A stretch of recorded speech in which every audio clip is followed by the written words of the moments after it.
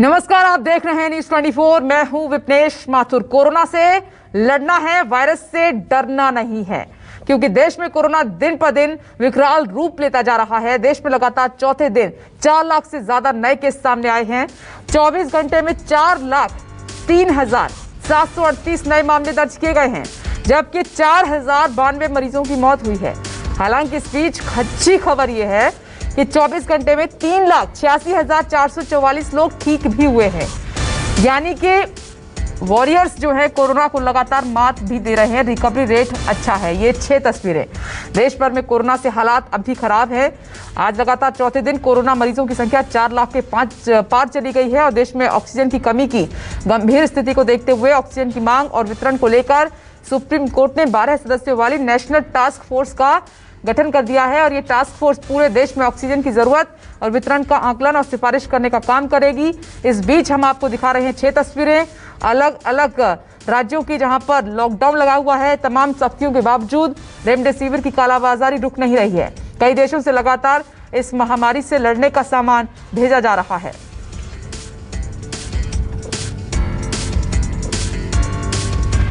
तो कोरोना को हराना है तो आपको डरने की बिल्कुल जरूरत नहीं है। आप ट्रीटमेंट लीजिए, डॉक्टर की सलाह मानिए। और जो 6 तस्वीरें जो आप देख रहे हैं, शहरों में हालात जो बने हुए हैं वो हम आपको दिखा रहे हैं। टास्क फोर्स का गठन हुआ है, शहर शहर लॉकडाउन है, लेकिन कालाबाजारी का जो सिलसिला है वो नहीं रुक रहा है। यह है गंभीर समस्या। अब खबर यूपी से है। यूपी के सीएम योगी आदित्यनाथ वाराणसी पहुंचे हैं और कोविड अस्पतालों का दौरा लगातार कर रहे हैं। आप देख रहे हैं कि सीएम जब से ठीक हुए हैं, उनकी रिपोर्ट नेगेटिव आई है, तब से वो लगातार, चाहे वो वैक्सीनेशन सेंटर हो, अस्पताल हो, वो लगातार दौरा कर रहे हैं, डॉक्टर से बात कर रहे हैं, कैसे हालात बने हुए हैं, क्या कदम उठाने की आवश्यकता है, कैसे जल्द से जल्द उत्तर प्रदेश वासियों का वैक्सीनेशन हो सकता है। ये वाराणसी से तस्वीरें हमें मिली हैं और मानस जुड़ गए हैं ज्यादा जानकारी के साथ। मानस, सीएम लगातार दौरे कर रहे हैं, अच्छी बात है, क्योंकि अपनी निगरानी में वो सब तमाम जितने भी काम हो रहे हैं, चाहे वैक्सीनेशन की बात करें, अस्पतालों की जो व्यवस्था है वो खुद देख रहे हैं।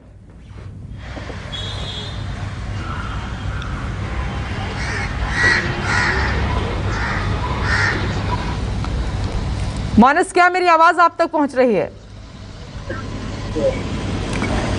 मानस से भी संपर्क नहीं हो पा रहा है, लेकिन 2 तस्वीरें इस वक्त आपकी टीवी स्क्रीन पर, एक जब सीएम पहुंचे और ये अस्पताल के भीतर की तस्वीरें हम आपको दिखा रहे हैं। ये तमाम जो बेड आप देख रहे हैं, ये पेशेंट के लिए हैं, कोरोना मरीजों के लिए हैं और तमाम व्यवस्थाएं की जा रही हैं। उन्हीं का जायजा लेने के लिए पहुंचे हैं कि जो आदेश दिए गए हैं कि क्या उनके मुताबिक उत्तर प्रदेश के तमाम अस्पतालों में तमाम डॉक्टर, डायरेक्टर और जो स्वास्थ्यकर्मी हैं वो काम कर रहे हैं और क्या व्यवस्थाएं की जा सकती हैं ताकि जल्द से जल्द कोरोना मरीजों को ठीक किया जा सके। तो वाराणसी में योगी अस्पतालों का दौरा लगातार कर रहे हैं और ये जो अस्पताल इस वक्त आप देख रहे हैं, ये डीआरडीओ के द्वारा बनाया गया है। उसी का जायजा लेने के लिए मुख्यमंत्री योगी आदित्यनाथ अपनी टीम के साथ पहुंचे हैं और बाकायदा वहां पे जो व्यवस्थाएं की गई हैं डीआरडीओ की तरफ से, वो तमाम व्यवस्थाओं को इस वक्त चेक कर रहे हैं। और इससे पहले हमने आपको दिखाया था कि वैक्सीनेशन सेंटर भी पहुंचे थे योगी आदित्यनाथ और वहां पर भी उन्होंने व्यवस्थाओं का जायजा लिया था, क्योंकि बड़ी संख्या है, देश का सबसे बड़ा राज्य है और जरूरतें भी ज्यादा हैं। मानस, हमें सीएम दिखाई दे रहे हैं, ये तस्वीरें कुछ देर पहले की हैं। वाराणसी के जितने भी अस्पताल हैं उनका दौरा कर रहे हैं इस वक्त। चलिए, फोन नहीं, उनसे संपर्क नहीं हो पा रहा है मानस से, लेकिन दोबारा संपर्क साधने की हम कोशिश करेंगे। लेकिन जो तस्वीरें हैं वो हम आपको दिखा रहे हैं। सीएम योगी ने कोविड अस्पतालों का दौरा किया है और भी जरूरत है, उन पर भी काम चल रहा है, लेकिन जो डीआरडीओ की तरफ से अस्पताल तैयार किया गया है उसकी व्यवस्थाओं को खुद देखने के लिए सीएम योगी अस्पताल पहुंचे हैं। और इस बीच एक और बड़ी खबर है। मोदी सरकार में मंत्री संतोष गंगवार के एक पत्र ने यूपी की स्वास्थ्य व्यवस्था की पोल खोल दी है। बरेली से सांसद संतोष गंगवार ने स्वास्थ्य विभाग के अधिकारियों की शिकायत करते हुए यूपी के सीएम योगी आदित्यनाथ को पत्र लिखा है। केंद्रीय मंत्री ने पत्र में लिखा है कि जिम्मेदार अधिकारी जरूरतमंद लोगों के फोन नहीं उठाते, जिससे मरीजों को असुविधा हो रही है। उन्होंने ऑक्सीजन सिलेंडर की कालाबाजारी कर रहे लोगों पर भी कार्रवाई करने की मांग की है। संतोष गंगवार ने बरेली में कोविड मरीजों को सभी प्राइवेट अस्पतालों में भर्ती कराने की सुविधा उपलब्ध कराने को भी लिखा है और इसके अलावा सुझाव दिया है कि आयुष्मान भारत से जुड़े सभी अस्पतालों में वैक्सीन की सुविधा उपलब्ध कराई जाए। केंद्रीय मंत्री हैं संतोष गंगवार। आप देख रहे हैं, अभी हम व्यवस्थाएं आपको दिखा रहे थे कि सीएम लगातार निगरानी कर रहे हैं, तो दूसरी तरफ केंद्रीय मंत्री की तरफ से शिकायत की गई है उत्तर प्रदेश में स्वास्थ्य व्यवस्था को लेकर। और अगली खबर दिल्ली से है। देश की राजधानी दिल्ली में एक और हफ्ते के लिए लॉकडाउन बढ़ा दिया गया है और इस लॉकडाउन में सख्ती होगी पहले से ज्यादा। कल से मेट्रो भी बंद रहेंगी। दिल्ली में अब 17 मई तक लॉकडाउन है। अरविंद केजरीवाल, मुख्यमंत्री अरविंद केजरीवाल ने ऐलान किया है, सुनिए। ये मानना है कि कोरोना के केस कम तो हुए हैं लेकिन अभी भी बहुत हैं। 23% अभी भी संक्रमण दर है। अभी ढिलाई नहीं दी जा सकती, अभी समय नहीं आया है ढिलाई देने का। तो सबका ये मानना है कि अभी लॉकडाउन को और एक्सटेंड करने की ज़रूरत है। अभी और इस कड़ाई को अभी थोड़े दिन और बरकरार रखने की ज़रूरत है, नहीं तो अभी जो हमने हासिल किया वो भी ख़त्म हो जाएगा। और जैसा मैंने कहा कि ये इतना मुश्किल दौर है, ये वाली वेव इतनी ख़तरनाक है, इतने लोगों की मौत हो रही है, तो जान है तो जहान है। अगर ज़िंदगी बचेगी तो बाद में और बहुत कुछ कर लेंगे ज़िंदगी में। सबसे पहले इस टाइम ज़िंदगी बचाना है। तो इसीलिए सरकार ने आप सब लोगों के फीडबैक के आधार पे, आप सब लोगों की इसके आधार पे मजबूरीवश अभी एक हफ्ते का लॉकडाउन और बढ़ाया जा रहा है। कल सुबह 5 बजे ये लॉकडाउन ख़त्म होना था, लेकिन अब ये अगले सोमवार को 5 बजे तक के, सुबह 5 बजे तक के लिए बढ़ाया जा रहा है। और इस बार थोड़ा सा और सख्त किया जा रहा है। कल से दिल्ली के अंदर मेट्रो भी चलना बंद हो जाएंगी। हमारी कोशिश है कि जितना ज़्यादा इसको लॉकडाउन को सख्त किया जाएगा उतना तेज़ी से हम सब लोग कोरोना पे काबू पा पाएंगे। क्योंकि इस वक्त आप देख रहे हैं कि 2 बज चुके हैं और तमाम राज्यों से अपडेट ले लेते हैं कि क्या स्थितियां वहां पर अब बनी हुई हैं, इंप्रूवमेंट हो रही है, नहीं हो रही है, कैसी सरकारें कदम उठा रही हैं। कोरोना से लड़ना है, वायरस से डरना नहीं है। शब्बीर आलम भोपाल से इस वक्त हमारे साथ मौजूद हैं। दिल्ली से प्रशांत देव जुड़ गए हैं। मुंबई से दीपक दुबे वहां से हमें अपडेट करेंगे और रायपुर से आशीष इस वक्त हमारे साथ मौजूद हैं। एक एक करके सभी के पास आपको लिए चलेंगे, लेकिन शुरुआत करते हैं दिल्ली से। प्रशांत देव, ये जो लॉकडाउन एक हफ्ते के लिए एक्सटेंड किया गया है, हम सुन रहे थे सीएम को कि ये थोड़ा सा स्ट्रिक्ट होगा, पाबंदियां इसमें थोड़ी सी कड़ी की जाएंगी, मेट्रो भी कल से बंद रहेगी।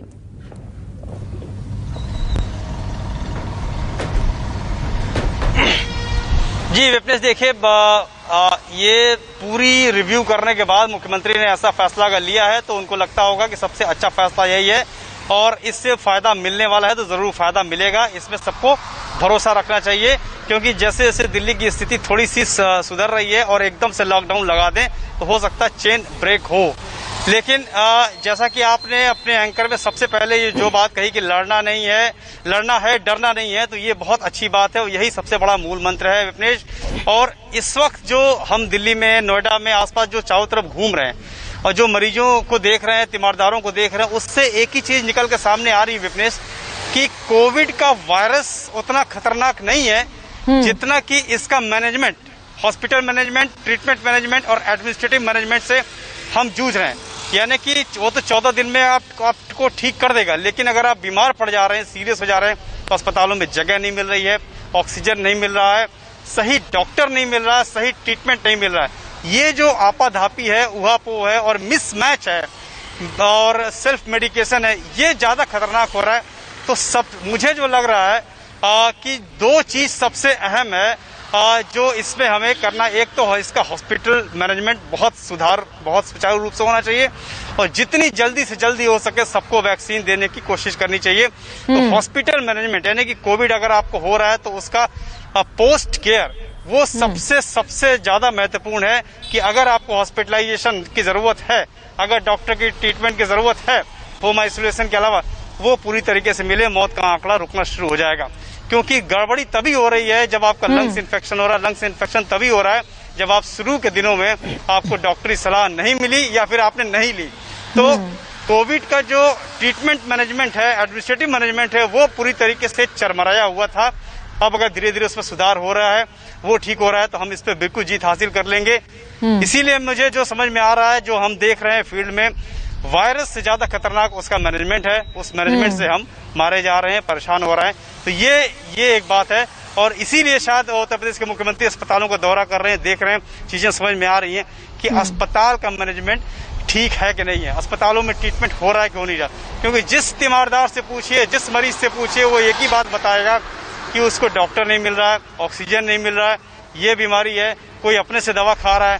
तो ये इस मैनेजमेंट को काबू करना है। मेरे ख्याल से समस्या बहुत जल्दी दूर हो जाएगी, और वैक्सीनेशन अगर मिलेगा तो आत्मविश्वास वैसे ही बढ़ जाएगा। वैक्सीन हर हाल में फायदा करेगी, और ये पूरी दुनिया और ये प्रशांत अपील न्यूज़ 24 लगातार दर्शकों से कर भी रहा है। सबसे बड़ी बात है विपनेश, और लॉकडाउन का असर कर भी रहा है कि सभी को वैक्सीन लेनी है, बहुत जरूरत है। अब घबराएं नहीं, आप डर दूर करें। मैं लौटूंगी आपके पास प्रशांत। मुंबई का रुख कर लेते हैं। दीपक दुबे, कोरोना से लड़ना है, डरना नहीं है, ये मंत्र है, मूल मंत्र लोगों के लिए। डर के आगे जीत है।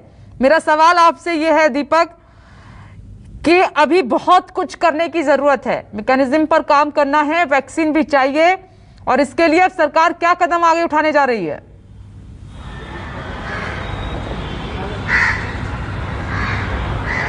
जी, सबसे पहले आपको एक जानकारी दे दूं, मुंबई के गोरेगांव नेस्को सेंटर में अभी कुछ समय पहले हंगामा हुआ है।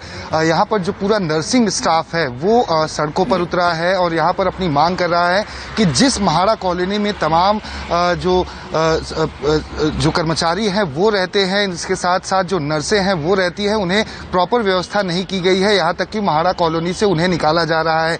नेस्को ग्राउंड मुंबई का दूसरे स्तर पर अगर बात की जाए तो बड़ा ग्राउंड है, जहां पर पूरा कोविड सेंटर बनाया गया है। यहां पर 120 बेड अवेलेबल है आईसीयू के, इसके साथ साथ 800 जनरल वार्ड के बेड उपलब्ध हैं। और ऐसे में नर्सिंग स्टाफ का आंदोलन करना, सरकार से मांग करना, प्रशासन के खिलाफ खड़े होना अपने आप में कई सवाल खड़े कर रहा है कि जो मरीज वहां पर एडमिट हैं, कहीं ना कहीं उनके इलाज पर इसका असर पड़ेगा। और यहां तक यह भी कहा जा रहा है उनके द्वारा कि जो डॉक्टर हैं उनको तो होटल में व्यवस्था की गई है, जबकि हमको महाड़ा कॉलोनी में रहने की जगह दी गई है, जो भी वहां पर वो व्यवस्था उचित रूप से उपलब्ध नहीं है। तो अपने आप में महाराष्ट्र सरकार को बता रहे हैं इनको दूर करने की, दुरुस्त करने की बहुत जरूरत है। देखिए, ये सभी की मांग है, पूरा हो। और शब्बीर अहमद, वहां क्या हाल है जहां पर आप खड़े हुए हैं, भोपाल में, मध्य प्रदेश में?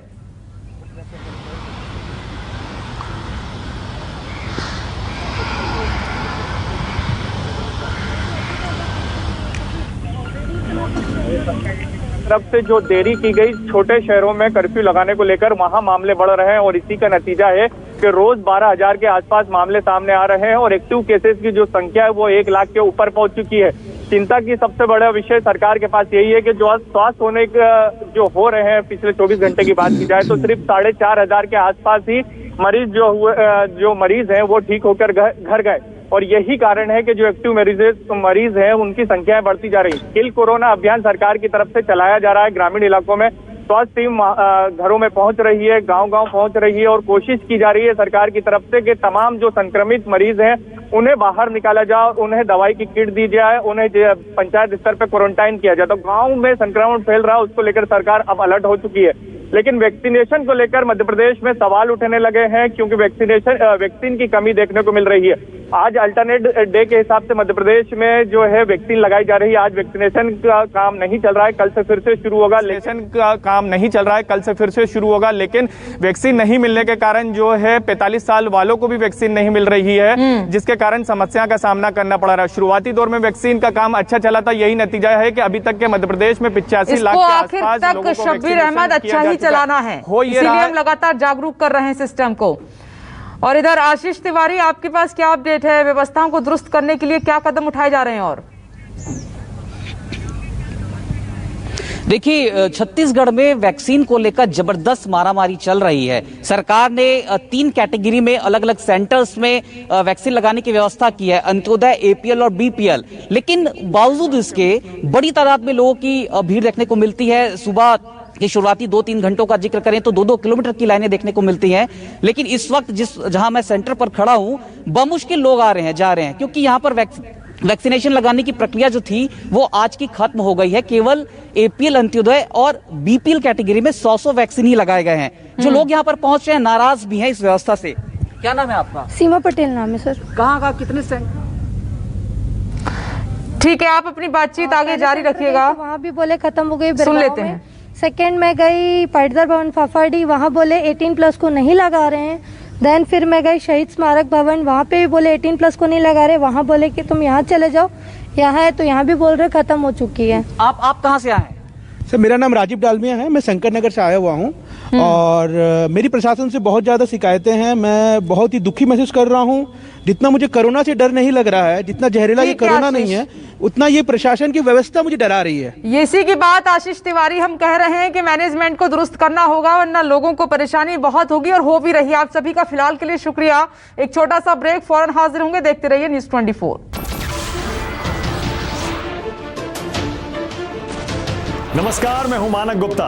अगर आपको हमारा ये वीडियो पसंद आया हो तो इसे लाइक और शेयर जरूर करें और हाँ, हमें सब्सक्राइब और फॉलो करना ना भूलें ताकि आप देश और दुनिया की कोई खबर मिस ना करें। तो जुड़े रहिए हमारे साथ और देखते रहिए न्यूज़ 24।